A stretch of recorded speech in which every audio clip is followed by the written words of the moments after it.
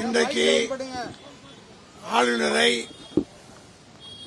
மூத்த வழக்கறிஞரும் மாநிலங்களவை உறுப்பினருமான வில்சன், சட்டத்துறை இணைச் செயலாளர் பரந்தாமன், சட்டமன்ற உறுப்பினர் அருமை சகோதரர் ஆஸ்டின் அவர்கள் 4 பேரும் ஆளுநரை சந்தித்து தமிழ்நாட்டில் நடைபெற்றுக் கொண்டிருக்கிற குதிரை பேரம் மற்றும் அதிகார துஷ்பிரயோகத்தை குறித்து ஆளுநரிடத்தில் நேரடியாக விளக்கணும்.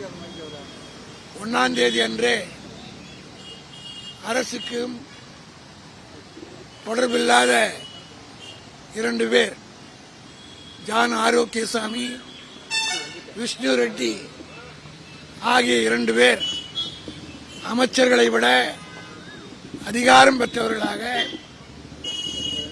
எல்லா கூட்டங்களிலும் அமைச்சரவை கூட்டத்தில் இருந்து மற்ற அரசு உயர்மட்ட கூட்டங்களிலே அமர்ந்து முதலமைச்சர் முன்னிலையிலே அதிகாரிகளுக்கு உத்தரவு போடுகிற ஒரு கேவலமான நிலைமை தமிழ்நாட்டிலே ஏற்பட்டிருக்கிறது.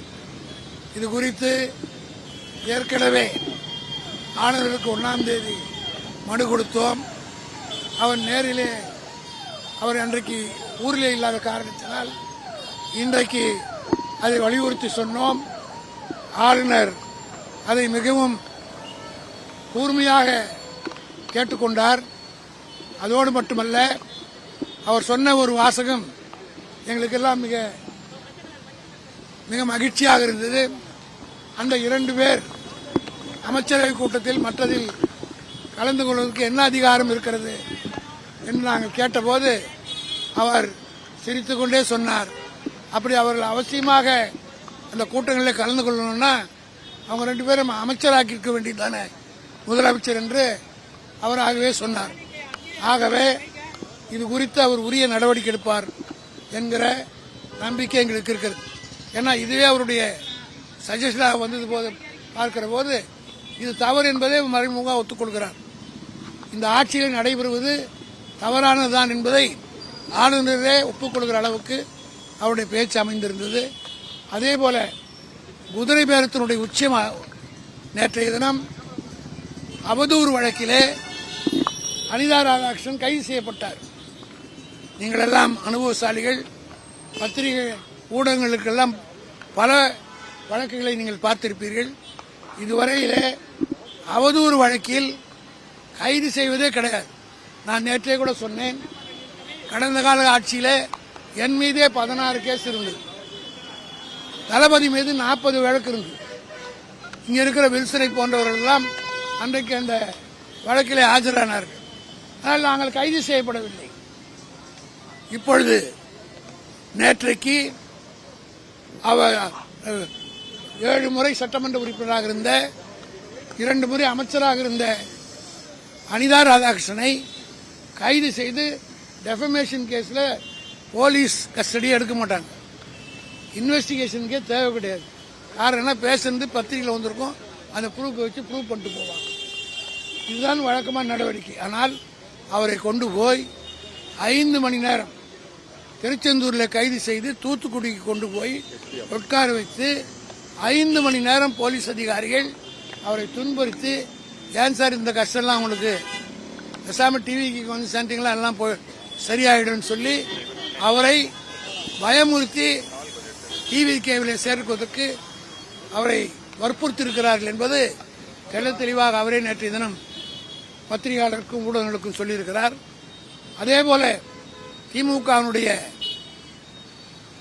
அமைப்பு துணை செயலாளர் ஆஸ்டின் அவர்கள் நாகர்கோவிலில் வெற்றி பெற்றார்.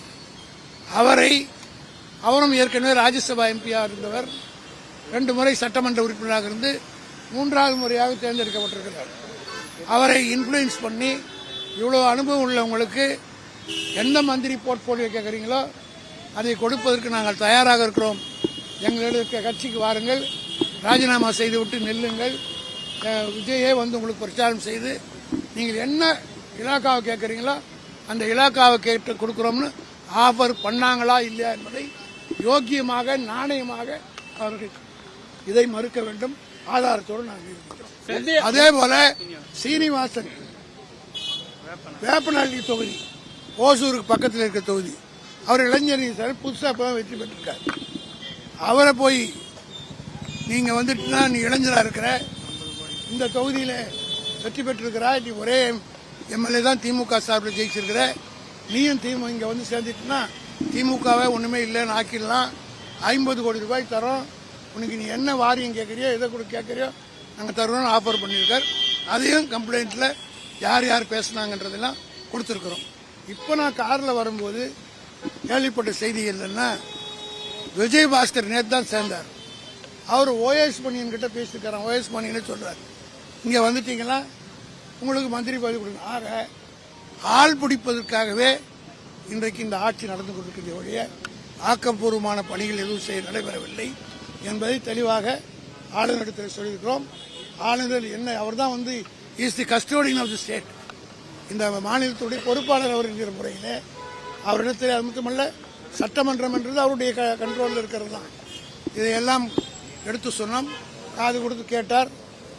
நடவடிக்கை எடுப்பதற்குரிய என்ன நடவடிக்கை எடுக்கணுமோ அதை எடுக்கிறேன் என்றும் அதே போல இன்னொன்னையும் பரந்தாமன் சொன்னார். உங்களுக்கெல்லாம் தெரியும், ஒரு சீஃப் மினிஸ்டர் வரும்போது போலீஸ் அதுக்குன்னு ஒரு பிரிவு வச்சிருக்கு, புரோட்டோகால், அவங்க தான் வருவாங்க. ஆனால் இப்போ நீங்கள் விஜயை பார்க்குறீங்க, அவர் கூட அவருடைய தனிப்பட்ட செக்யூரிட்டியாக இருந்த ஆள் தான் எல்லா ஃபங்க்ஷனுக்கு வர்றார். போலீஸ்காரனே பிடிச்சி தள்ளுறார், டிஜிபியே தள்ளிட்டு அவர் பக்கத்தில் போய் நிற்கிறார். இதெல்லாம் வந்து அத்துமீறல், இதெல்லாம் வந்து ஏதோ சினிமா காட்சி போல் நடக்குது. நான் இன்னொன்று சொன்னேன், இந்த ஹார்ஸ் ரைடிங் என்பது தமிழ்நாட்டுக்கு இதுவரையில தெரியாத ஒன்று. 1952 தமிழ்நாட்டில் நடந்த தேர்தலில் இந்த மாதிரி நடந்ததில்லை. கவர்னர் சொன்னார், இந்த மாமாம் ஒரு மாநிலத்தினுடைய மரியாதை மதிப்பும் இதன் மூலமாக கெட்டுவிடுகிறது என்பதை எங்களுக்கு சொல்லி ஆறுதல் சொல்லி அமைச்சிருக்கிறார். ஆகவே உரிய நடவடிக்கை எடுப்பார் என்ற நம்பிக்கை இருக்கிறது. கடந்த ஆட்சி காலத்தில் ஆளுநர் வந்து சரியில்லைன்னு திமுக தொடர்ந்து குற்றச்சாட்டு வைத்திருந்தது. இந்த ஆட்சியில் இருக்கக்கூடிய ஆளுநர் சரியா இருக்காரா, திமுக எப்படி பார்க்குது? அதாவது ஆளுநர் வெறுப்பு வேண்டாம் என்று சொன்னதுதான் திமுக. அண்ணா அவர்கள் தெளிவாக சொன்னார், ஆட்டுக்கு தாடி எதற்கு, நாட்டுக்கு கவர்னர் இருக்குன்னு சொன்னதுதான்.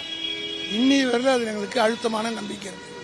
இப்போ கூட ஆளுநர் போய் நேற்று ஆய்வு செய்ததை திமுக சார்பில் எதிர்க்கட்சி தலைவர் உதயநிதி ஸ்டாலின் தான் முதல்ல எதிர்த்தார், கண்டித்து அறிக்கை விட்டார். அது வந்து பாலிசி மேட்டர் வேற.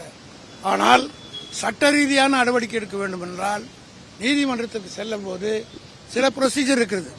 முதலில் அப்ராப்ரியேட் அத்தாரிட்டி கொடுத்தீர்களா, கம்ப்ளைண்ட் கொடுத்தீர்களா என்று கேட்பார்கள். அதற்காக கொடுத்திருக்கிறோம்.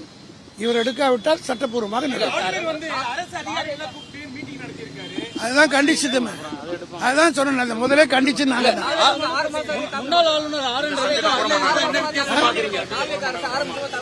அதெல்லாம்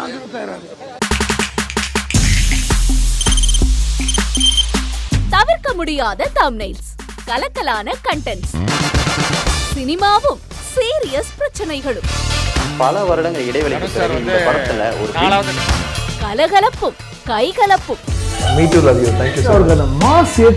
போயிட்டே தான் இருக்காரே தவிர பிரேக்கே இல்லாமல் பிரேக்கிங் நியூஸ் சொல்லும் தந்தி டிவி ஆப். இன்ஸ்டா தலைமுறை வரை இறங்கி அடிக்கும் தந்தி டிவியின் டிஜிட்டல் எக்ஸ்க்ளூசிவ். அது தண்ணிக்குள்ள போகும்போது ஹேங் ஆயிடுச்சு. உங்களுக்கு விஜய் சார் எந்த அளவுக்கு ரொம்ப பிடிக்கும்? Of course, Malayalis are huge Vijay sir fans. ரெண்டு பேருமே ரொம்ப பிடிக்கும் எனக்கு. தந்தி டிவி ஆப்பை இலவசமா டவுன்லோட் செய்யுங்க, ஃபாலோ பண்ணுங்க, சப்ஸ்கிரைப் பண்ணுங்க, என்ஜாய் பண்ணுங்க.